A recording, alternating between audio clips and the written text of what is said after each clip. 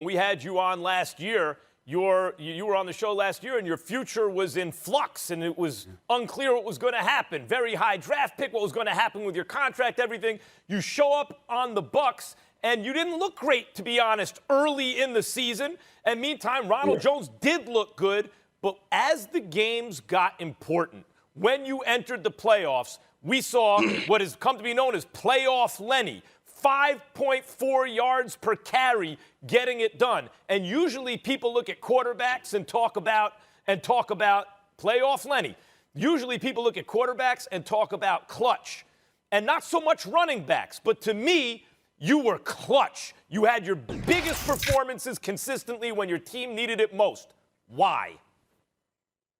I mean, it sums up to God, man. It was my time. I flourished and I prospered. You know, Coach B kept saying, man, we're going to need you for the playoffs, you know, to get you to right.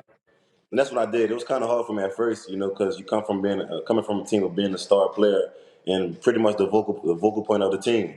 So it was difficult for me. It was a challenge to put my pride to the side and understand that I don't have to do everything on my own. You have a great quarterback, great wide receivers, tight ends, great line, a lot of great players on my team to help me, and that's what I did.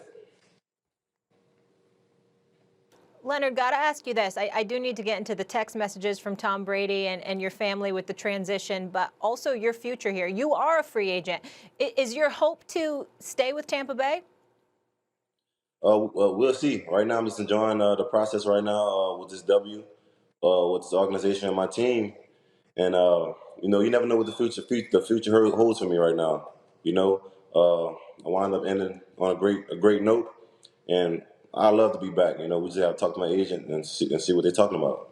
Well, you're 26 years old. You ain't going nowhere. Somebody gonna grab you. Ain't no question about that. But I will ask you this question. You spent the last the 3 previous years of your career in Jacksonville before landing in Tampa for this particular season. And even though you went to an AFC Championship game in Jacksonville, the reality of the situation is that when we look at you right now in Tampa as a Super Bowl champion, could you crystallize for us and educate folks out there, what's the difference between a championship team like the one you're on now and a whole bunch of other NFL teams that are trying to be one? If there's an element there, can you tell us what that is? I think it starts with the head coach, and it starts with the organization. You know, you wanna play for an organization that loves you.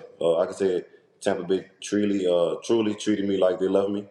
When I first got here, it's been nothing but love, and the coaches, the players, and everyone that's surrounded in this Bucs organization, it felt like home. So why not give you all? You know, you playing with a guy like Tom or a guy like Gronk, a lot of other star players on the team, and it was comfortable for me as a whole, especially from my situation where I came from. Leonard, a lot of times it's really hard to keep a Super Bowl champion together. You have a very important linebacker who's a free agent. Seems to me that it'd be hard to imagine a team without him. You have an important receiver, same sort of thing. They can use a franchise tag. And you have you. But it seems like the Bucs have the cap space and the wherewithal to keep this team together. What's your pitch for them to keep you? Why should they keep this group together? It's very rare in the NFL, even with Super Bowl champions.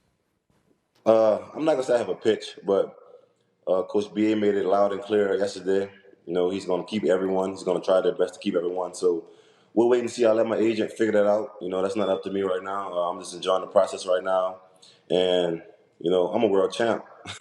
That's the biggest, that's the ultimate prize goal of playing football. And I'm just enjoying every bit of that right now.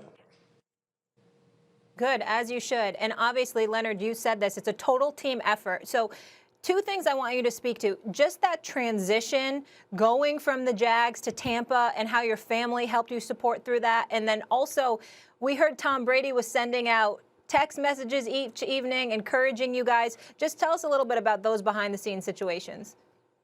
I think prior when I got cut, it was tough for me, you know.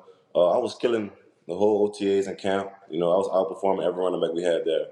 And I just got a call, you know, when I walked through the gate to go to work.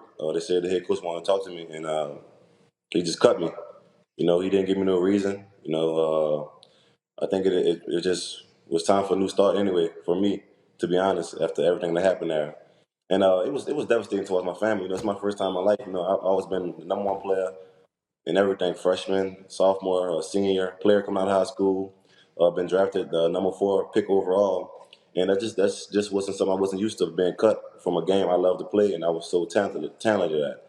And just me going from the Jags to the Bucs, you know, you had guys like Tom who reached out to me, Devin, who made me want to feel part of their team and wanted me to come there. You know, and that's what opened my eyes about this team with those guys. And also, like, understand, like, a lot of people don't understand Tom Brady, and I don't understand when people say they hate him, you know, when you don't know a guy.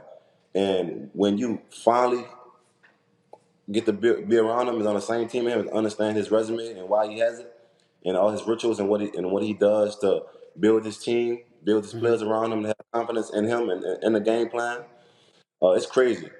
You know, he gave us a speech before the game. It's about honor. You know, I ain't gonna go into details about it, but it was deep. You know, I never felt that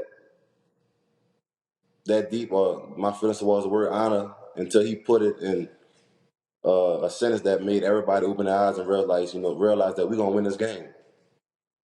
Leonard, before I ask you my next question, I'll tell you why people hate Tom Brady. Because they ain't Tom Brady. That's why they hate him. Because they're not him. That's why. You understand? They're tired of him whipping their butt. They're tired. I mean, he got everything. He looks great. Beautiful family. Beautiful organization. 6, now 7 rings. They're not him. That's what it is. It's jealousy and envy. Plain damn simple. Now, before I let you get on out of here, was there ever a point right before the Super Bowl, leading into Super Bowl week, that y'all thought this is it for Tom Brady, that he may decide to walk away if he wins it all? Was that a thought? Was that a discussion amongst the players prior to the game? No, it wasn't. Okay. I think the way Tom carries himself, you don't think about it. Thanks for watching ESPN on YouTube. For live streaming, sports, and premium content, subscribe to ESPN+.